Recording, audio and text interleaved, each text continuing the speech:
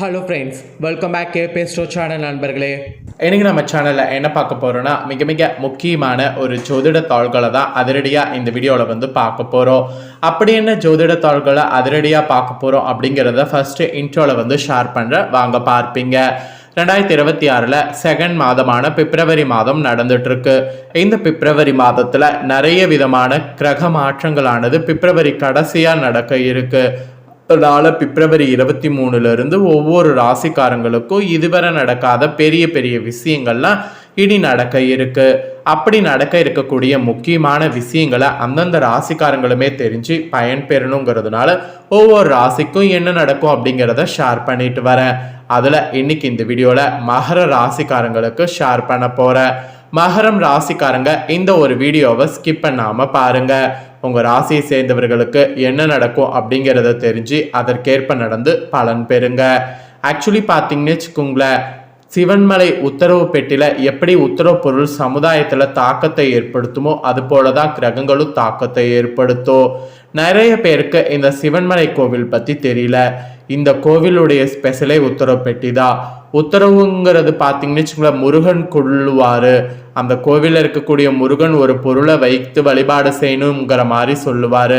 அந்த மாதிரி சொல்லக்கூடிய பொருள் சமுதாயத்தில் பெரிய தாக்கத்தை ஏற்படுத்தும். இது வரைக்கும் இந்த உத்தரவு பெட்டியில் எத்தனையோ பொருள் வைத்து பூஜை செய்யப்பட்டிருக்கு. அத்தனை பொருளும் ஏதாவது ஒரு வகையில் தாக்கத்தை ஏற்படுத்தியிருக்கு.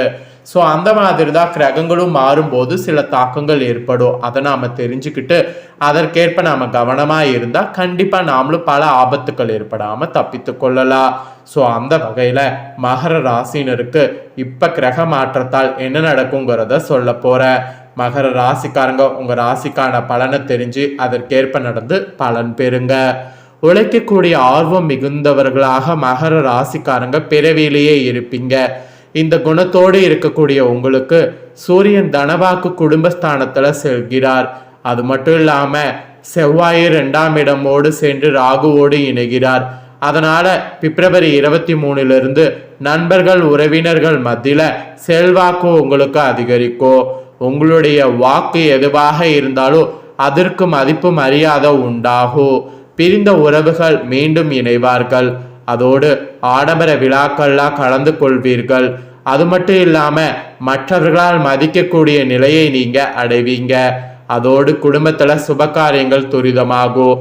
இந்த மாதிரி பல பாசிட்டிவான விஷயங்கள் இந்த பிப்ரவரி 23 மேலே உங்களோட ராசியை சேர்ந்தவர்களுக்கு நடக்கும் என்பது குறிப்பிடப்படுது. அது மட்டும் இல்லாமல் உடல் ரீதியான மன ரீதியான சங்கடங்கள் மறைந்து பாக்கிய பலன்கள் நிறைய சித்திக்கும். மெயினாக முன்னோர்களுடைய நல்லாசையோ குலதெய்வ அருளும் உங்களுக்கு உண்டாகும். அதனால யூஸ் பண்ணிக்கோங்க. புனித ஸ்தலங்களுக்கு சென்று வரக்கூடிய வாய்ப்பு கிடைக்கும். புத்திர பிரதாப்தம் கிடைக்குங்கிறதுனால புனித ஸ்தலங்களுக்கு சென்று பாருங்க.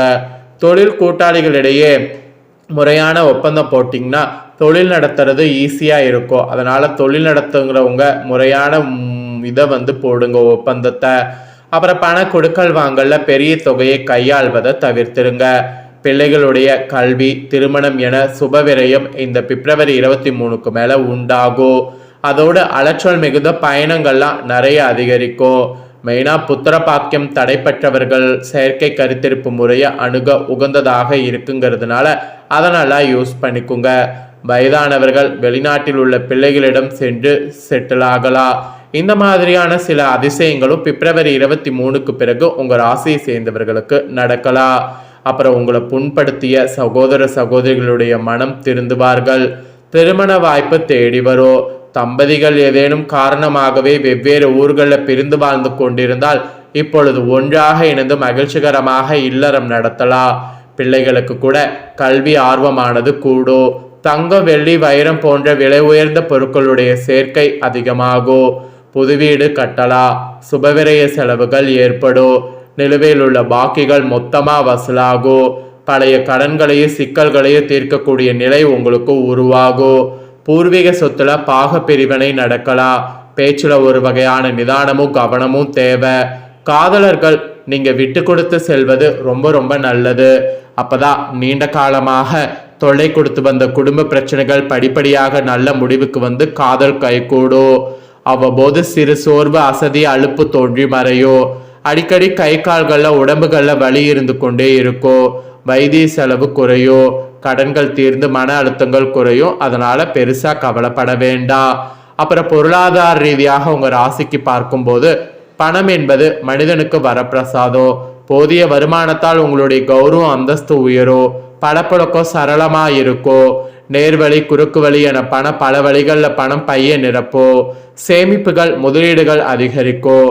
விண்ணப்பித்த வீடு தொழில் முன்னேற்ற கடன் கிடைக்கும்.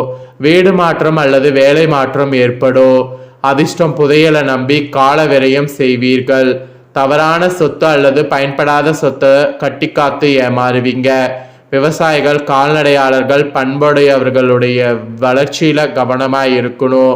அதுவும் விவசாயிகள் கால்நடையாளர்கள் பண்ணையாளர்களுடைய தொழில் வளர்ச்சி பிரம்மாண்டமாக மாற நீங்க சில முயற்சிகளை மேற்கொள்ளணும்.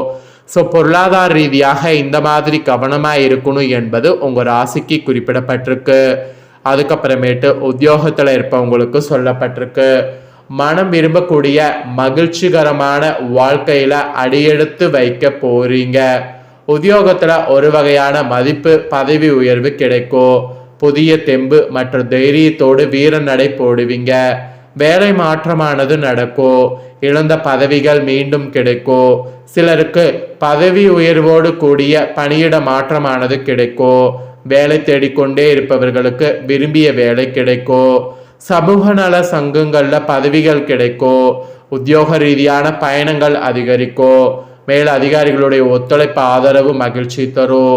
பணியில விரைந்து செயல்படுவதன் மூலம் உயர் அதிகாரிகளுடைய பாராட்ட பெற முடியும். அதனால உயர் அதிகாரிகளுடைய பாராட்ட பெற பணியில விரைந்து செயல்பட பாருங்க. அதுக்கப்புறமா அரசியல்வாதிகளுக்கு சொல்லப்பட்டிருக்கு. மக்கள் மத்தியில செல்வாக்கு பெருகும். லாபமில்லாத செயல்களில் ஈடுபடக்கூடாது. அமைச்சர் பதவிக்கு நிகரான பதவி வகிப்பீங்க. ஆயிரக்கணக்கான குடும்பங்களுக்கு தொழில் வாய்ப்பு வழங்குவீங்க. கௌரவ பதவிகள் தேடி வரும். வேற்றுமொழி பேசுபவர்களால் நன்மைகள் தேடி வரும். வேற்றுமத நம்பிக்கை கூடும்.